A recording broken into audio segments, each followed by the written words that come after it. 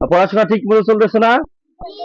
আচ্ছা, তোমাদের মধ্যে যদি এরকম কেউ থেকে থাকো যে পড়াশোনা করা, টাকা পয়সা বাড়ি থেকে দেওয়া বা অসহায় কোনো দরিদ্র মানুষ থেকে থাকে, হ্যাঁ, তাহলে সমস্ত খরচ আমি দিব, তোমরা আমার সাথে যোগাযোগ করবে, হ্যাঁ?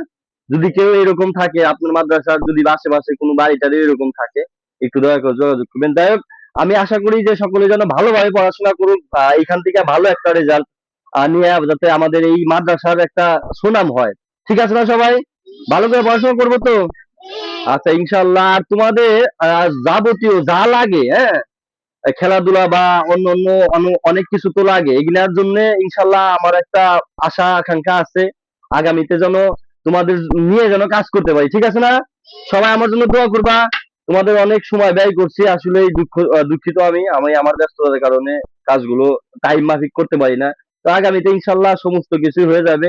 এখানেও অনেক সুন্দর ব্যবস্থা হবে তোমাদের জন্য, আরো বড় বড় পুরস্কার বা আরো ভালো ভালো কিছু করার সুযোগ থাকবে ইনশাল্লাহ। তোমরা ভালোভাবে পড়াশোনা করবা, মন দিয়ে পড়াশোনা করবা, ভালো রেজাল্ট করবা, তোমাদের জন্য ভালো কিছু আছে, হ্যাঁ?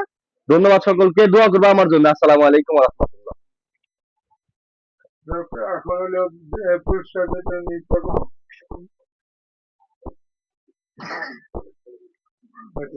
হ্যাঁ, নিয়ে এসো।